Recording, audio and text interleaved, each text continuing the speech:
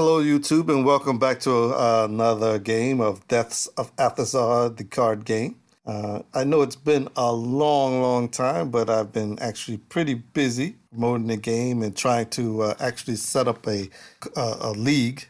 So I haven't been able to make as many videos as possible. But I was able to finally get around to recording one game as I was doing my travels, and I came across a guy named Dan Richards who agreed to have a game recorded between he and I. He thought that he could beat me in our own game, so I gave him the opportunity, and this is the game. We played, again, the five-figure game, and since my last video, I've changed pretty much the rules because of the response from the other players. Most of the players like to play the five-card game because it's faster. So now the official rules of the game is to deal each player 5 cards.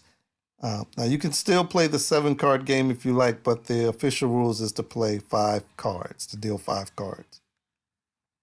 All right, so on the deal, I get a magician, a brawler, a hunter, a wise man, and the dirty djinn. And Dan ends up getting an archer, assassin, magician, sailor, and renegade. All right, now even though the cards can be seen on the screen, the cards are actually hidden. I wasn't able to see Dan's hand. The only way I was able to figure out his hand was by deducing and going back what was in the graveyard. So anytime when the game finishes, I always take a snapshot of the graveyard because I can see the kills, and then I can work backwards to figure out how he played. All right, so on the pass, I went ahead and took full advantage of the hunter. I'm passing him 2 cards, and I got rid of the magician because again, I'm working on the odds of getting a double of brawlers, and I also was taking into account that I had the djinn, and so far I didn't have a killer that was going to kill the djinn, so I pretty much have to wait until later in the game until I get a particular killer card to kill off the djinn, because that's the first thing I'm really concentrating on. But since I went first, I had the first go, I went ahead and took full advantage of the brawler sailor kill. Make sure I just try to get rid of as many cards as possible. And Dan went ahead and had Renegade kill one of his magicians. Sometimes it's a good idea to get rid of the magician as soon as possible because, again, the odds of getting doubles gets higher and higher as the cards get lower. And when you have magicians just sitting around, they'll just become a liability more than an asset. So you only want to keep magicians around if you know you're going to get doubles on certain cards like hunters, brawlers, and sailors, and even wise men. The 4 cards that are most likely to be passed around in the phases. So on the deal phase, I end up getting a hunter. Dan ends up getting a sorcerer.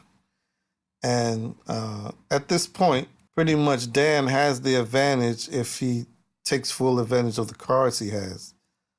All right, so on the pass, he ends up passing me a hunter and a magician, and I went ahead and passed I just passed him 1 hunter. The reason why I did that because I didn't want him to get an idea of what was in my last hand. And if he would, and because he was passing me the hunter and magician, he would have known what was my last 2 cards. And if I were to play those 2 cards, he can try to figure out what my last hand was. Because if he figured out that I'm not playing this last hand, he can figure out, oh, he probably got the djinn. All right, so Dan went ahead and used his archer to kill a sorcerer, which I thought was a pretty bad move. Anytime you have a disruption card and you see that your opponent has about equal number of cards, you want to try to uneven the card count. So if you have a sorcerer in this situation, just go ahead and use him as possible, because you can play a sorcerer and an extra card from your own hand. But that just wasn't the case. So I went ahead and just used my wise man to hopefully get a better card, and I end up getting a 15 wise man. And when I got that, I knew that I was going to have to use him to go ahead and kill the Jinn on the next play. So in the past, I end up getting, Dan ends up getting a sailor, and I end up getting a archer. We do the pass.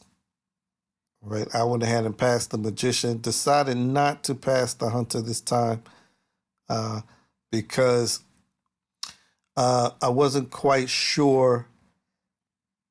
Oh, I didn't pass the hunter. I didn't pass the hunter this time because I knew he had another hunter, and if I would have passed the hunter and a magician, he would have got a 3-card kill. So I didn't pass him. So I just went ahead and passed the magician, the one card that was not really used to me now in this 5 combo. All right, so on my play, I went ahead and got rid of the Jinn with the warrior. But now that I think about it, I think I should have just killed the Jinn with the archer, because now the archer only kills even numbers, and I don't have any even numbers. But the warrior could kill any of those cards that's left. All right, and Dan went ahead and had his assassin kill off the magician, leaving him with the hunter. So I was counting his cards there, noticing that he had a hunter. I ended up getting another wise man. All right, so I know he had a hunter, so I knew I had to pass him another 2 extra cards just to even out the cards. All right, so I pass him the hunter. Wise man, he ends up passing me the brawler, and that put me in a position for him to, he could either pass his turn or use the wise man. And he went ahead and played the wise man, hopefully to get a better card. He ends up getting the merchant, which allows you to swap cards. But seeing that what he has is a 3-on-3, I don't think that merchant is going to be effective at this point in the game. I went ahead and had the archer kill the brawler because I had to get rid of that card. The chances of getting another even card for the archer to kill wasn't so good at this point. Right, so then I went ahead and we did the deal. He ends up getting a magician, and I end up getting the assassin. And when you have an assassin on the last 2 cards, I went ahead and passed the sailor. Now, when he had 4 cards, when I saw that he had 4 cards, and I knew he had a hunter, so I was assuming that 2 cards would come into me automatically. I did not know he had that magician. And when you're an inexperienced player, you have a tendency to just focus on your own cards when you see that you may have a kill, and not looking at your opponent. Because if your opponent has 2 cards, you should always assume that one of the last cards is a kill card. So you're going to have to do something to try to avoid that situation. So, but Dan didn't really do that. He was just focusing on the magician killing the 2 hunters and end up passing the merchant. I end up passing him the sailor. The token went back to me, and I end up winning the game. And he played his magician killing the 2 hunters, leaving him with the sailor. But he ends up losing the game by not utilizing his hunters as a disruption. So that was the game, pretty much between me and Dan. He liked the game, and of course he bought a pack for me. He bought this game plus the expansion deck, and was another satisfied customer. So I hope you like this video. If you have any comments, just put them down below, or you could just share and subscribe.